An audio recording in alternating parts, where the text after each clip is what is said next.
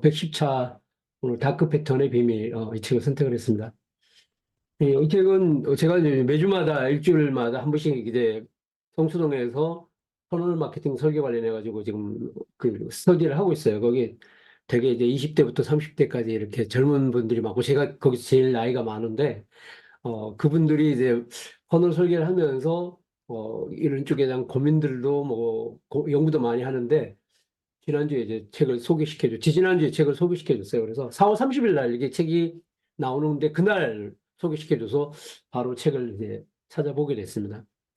어, 지금 이제 최근에 제가 이제 뭐 최 교수님 말씀처럼 그 퍼널 설계와 관련해서 다양하게 하면서 특히 이제 국내에 요즘 이제 진행되고 있는 각종 이런 퍼널 마케팅 관련해서 되게 벤치마킹을 많이 하거든요. 요즘 같은 걸 퍼널 해킹이라고 그러죠.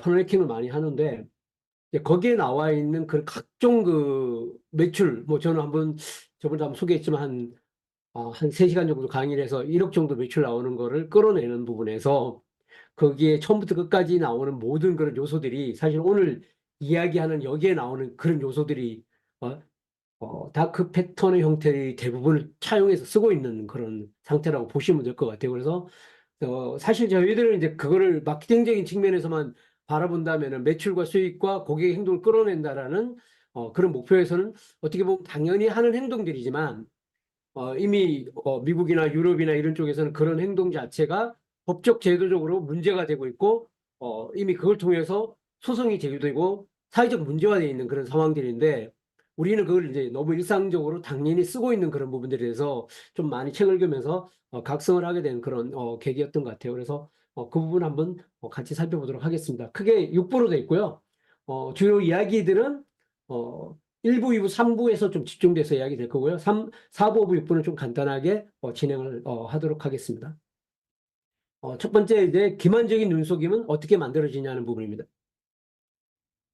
자, 여기서 다크 패턴이라는 부분, 용어를 쓰는 부분에서 어, 이 용어에 대한 거와 비슷한 용어로 지금 정의되고 있는 부분을 이야기를 하는데 제가 요 링크를 하나 제가 그래서 국내 찾아봤었거든요. 관련된 자료가 혹시 있냐 했더니 마침 찾으니까 어, 저기 KB에서 연구한 자료가 하나 있더라고요. 요거 채팅방에다가 제가 공유해 드릴 테니까, 이건 어디다가, 제가 네, 줌 채팅창에 주시죠. 줌 채팅창에다가 제가 드리겠습니다. 그러면, 예, 좀 이따가 공유해 드릴게요. 네, 네, 제가 할게요. 네네. 네, 진행하십시오. 네. 네. 그래서 이제 뭐, 유연 온라인 선택 구조, 이거 연구에서 이렇게 부른다고, 그냥 거지 같은 디자인, 이런, 용어도 쓰고, 다크너치라는 표현도 쓰고, 또 그다음에 슬러지라는 이런 용어들로 사용되고 있답니다. 핵심은 뭐냐면 결국은 사용자를 속여서 특정한 행동을 하도록 유도하는 인터페이스 디자인을 이야기를 하는 것이라고 볼 수 있을 것 같습니다. 다크 패턴은 어떻게 퍼져 있나라고 이야기를 하고 있는데요. 이런 기만적 패턴들이 사실 이제 뭐 국내 특히 뭐 요즘 지식창업과 관련되어서는 거의 진짜 판을 치는 것 같아요. 국내 같은 경우는. 근데 해외도 이제 이런 문제들이 많이 판을 치고 있는 상황인데 이런 게 가능한 게 바로 이제 웹 기술 자체가 원체 발전되는 그런 것들이 확산되는 것들이 큰 영향을 미쳤다고 이야기를 합니다. 그리고 또 무엇보다도 이제 매출이라는 것 자체를 서열화시키는 그걸 지상주의로 만드는 특히 해외 같은 경우도 보면 젊은 친구들이 뭐 10억, 100억 매출을 하는 것 자체를 되게 많이 저기 부상하고 있거든요, 사실. 그리고 또 국내 기업의 지식 창업을 하는 친구들이 그런 해외 비즈니스를 많이 사실 벤치마킹해서 그걸 차용하는 경우가 지금 요즘 지식 어, 창업 쪽엔 되게 유행을 하고 있어요.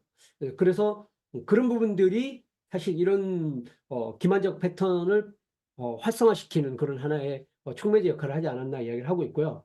또 하나는 뭐냐면 이제 뭐 요즘 웹 환경에서 고객을 원체 세세하게 추적할 수 있는 그런 다양한 솔루션들이 나와 있고 또 그다음에 A/B 테스트를 통해서 정상적으로 했을 때와 이런 약간 기만적 패턴을 했을 때 어떤 성과가 나오는지 A/B 테스트가 너무 쉽게 되기 때문에 그런 것들이 성과가 나온다는 걸 가시적으로 금방 확인할 수 있거든요. 그렇기 때문에 이런 요소들이 바로 널리 퍼질 수밖에 없는 그런 것들이고, 그 다음에 또, 뭐 좀 전에 저도 잠깐 말씀드렸지만, 뭐 A라는 사람이 이런 걸 통해서 이런 매출을 만들었다더라.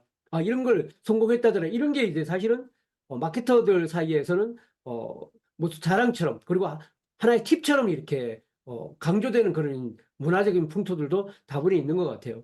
그런 요소들이 이런 다크 패턴 자체를 널리 퍼지게 만드는 하나의 요소가 아닐까 생각을 합니다.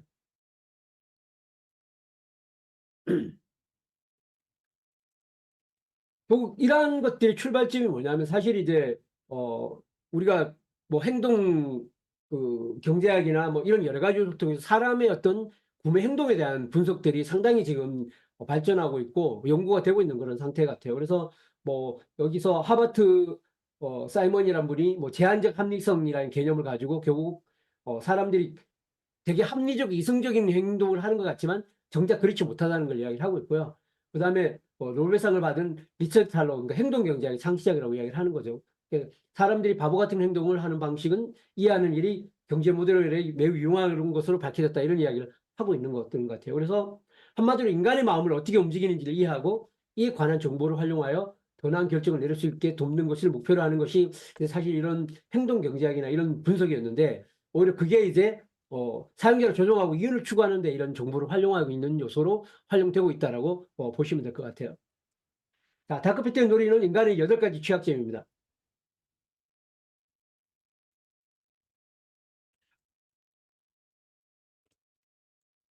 즉, 여기서 이제 기만적 패턴 또는 뭐 착취적 비즈니스라고까지 이야기를 하는데요.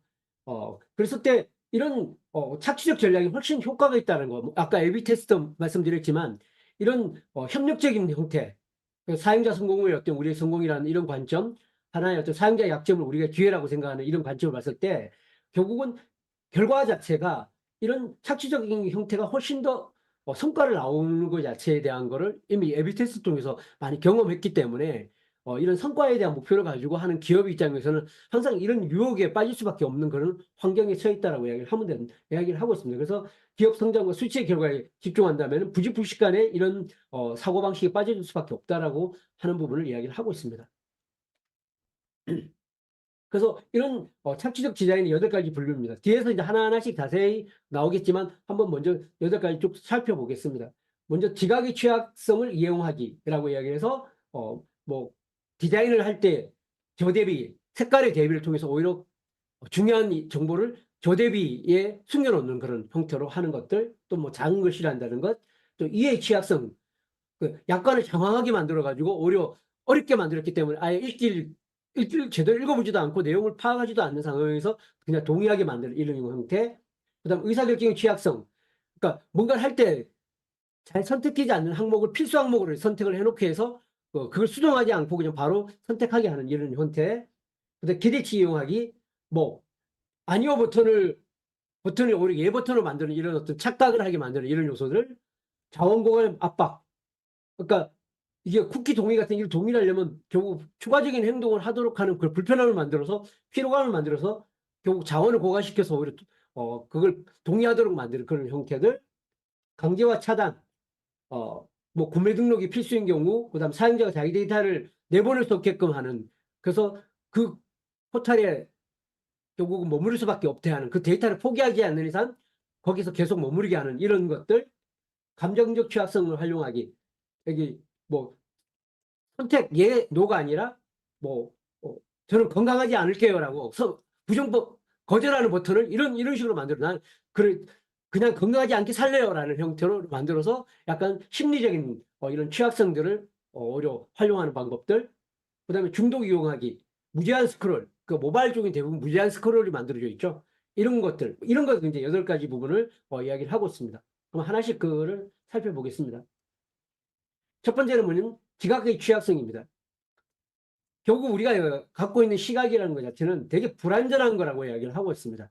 즉 불완전한 그런 정보들을 취합해서 그걸 우리가 추론해서 하나의 정보로 인식하는 것 자체가 시각인데, 바로 그런 시각 자체의 어떤 취약성들을 활용하는 것 자체가 바로 이 지각의 취약성이고, 뭐 이런 부분은 마술을 할 때도 사실 많이 활용된다고 이야기를 합니다.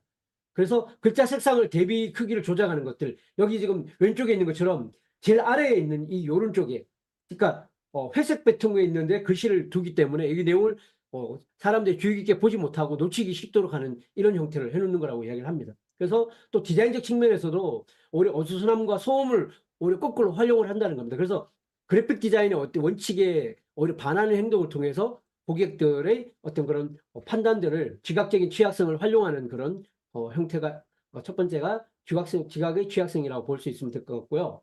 두 번째는 뭐 이해의 취약성이라고 합니다.